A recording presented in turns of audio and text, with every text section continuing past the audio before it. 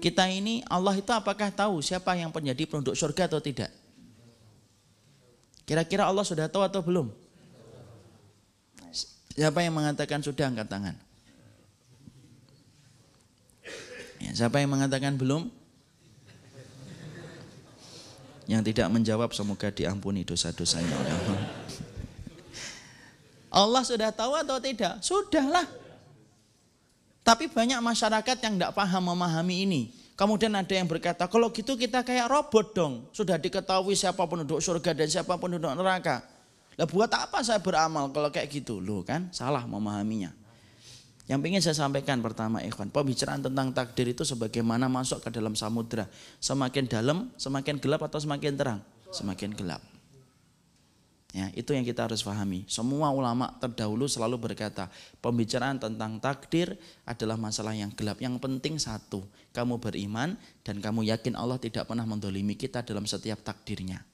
Ibu saja tidak mungkin mendolimi anak kok. Apalagi Allah kepada hambanya.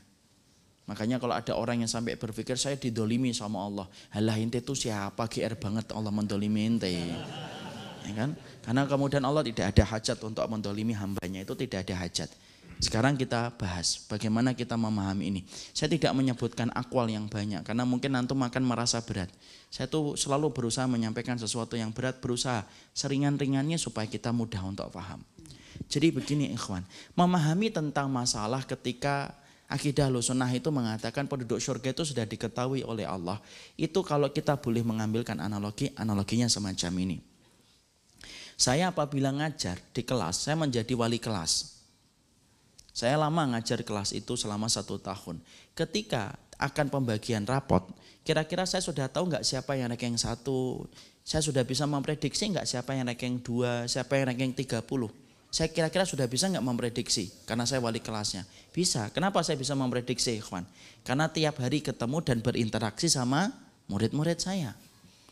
Ada yang saya tanya, ada yang jawab dan gini. Saya bisa mengatakan insya Allah yang ranking 1 Abdullah. Kenapa? Abdullah itu sebelum saya tanya sudah jawab. Ini contoh aja. Kemudian ranking 30 Fatoni. Kenapa Fatoni? Loh Fatoni itu kalau ditanya hari ini jawabnya seminggu lagi baru jawab. Kenapa saya tahu kemudian yang ranking 1, ranking 2, ranking 3 sampai ranking 30 bisa memprediksi. Kalaupun salah gesernya dikit. Jadi kalaupun salah kemudian gesernya itu dikit. Karena kemudian karena interaksi saya setiap harinya itu yang menyebabkan saya tahu. Contoh nih, saya ngajarin antum bahasa Arab nih, rutin di sini misalkan seminggu sekali. Itu akhirnya saya bisa memprediksi siapa nanti ranking 1, ranking 2. Kalaupun melesetnya dikit. Karena apa? Interaksi saya menjadikan saya bisa mengambil kesimpulan itu. Itu manusia saja akhirnya sudah bisa tahu tentang nasibnya orang dalam rapotnya. Memprediksi, dia sudah bisa memprediksi. Itu manusia yang mana ilmunya terbatas dan lengket dengan kebodohan, pengamatan dan penglihatan dia terbatas, terbentur tembok sudah tidak bisa melihat. Allah sempurna dalam ilmunya. Allah itu ngerti semuanya. Makanya kalau kita mengatakan Allah tidak tahu siapa yang masuk surga, hati-hati loh. Kalau kita ngomong kayak gitu berarti kita menuduh Allah itu cacat dalam masalah ilmunya. Dan itu masalah besar itu. Karena mencacati sifatnya Allah itu termasuk dosa yang sangat besar dan penyimpangan yang sangat besar. Makanya kita mengimani bahwasanya Allah tahu siapa penduduk surga. Tapi ketika Allah itu mengetahui siapa itu penduduk surga, ingat ikhwan, antum dan saya diberikan fi'lul ikhtiyar, perbuatan untuk memilih antara kebaikan dan keburukan. Dan Allah tidak pernah maksa.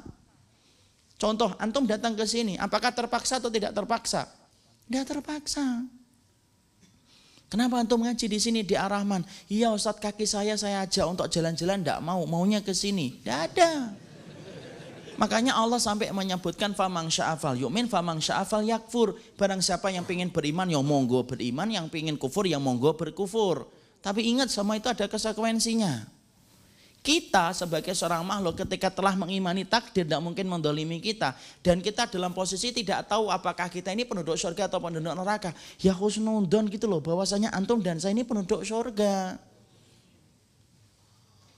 Jangan malah berprasangka yang buruk. Saya ini kelihatannya penduduk neraka. Loh ente kok berprasangka yang buruk itu ngapain? Wong bayangkan masuk selokan aja ndak mau, kok bayangkan masuk neraka. Makanya kita berikhtiar melakukan apa yang kita lakukan karena kita sedang merangkai jalan untuk mendapatkan takdir yang terbaik. Bukan kemudian semuanya terjadi kemudian kita ini kayak robot yang tidak tahu apa-apa. Ya ndak kayak gitu. Makanya ada pernah itu penyimpangan semacam ini pada zaman Umar. Pada zaman Umar bin Khattab radhiyallahu anhu, maka kemudian ada orang yang mencuri. Ketika ditangkap sama Umar, dia kemudian berdalih. Saya ini mencuri karena takdir wahai khalifah.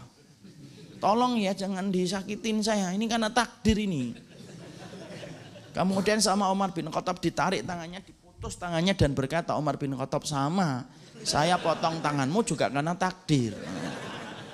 Di situ kita paham ya, kita ini lari dari satu takdir kepada takdir yang lainnya.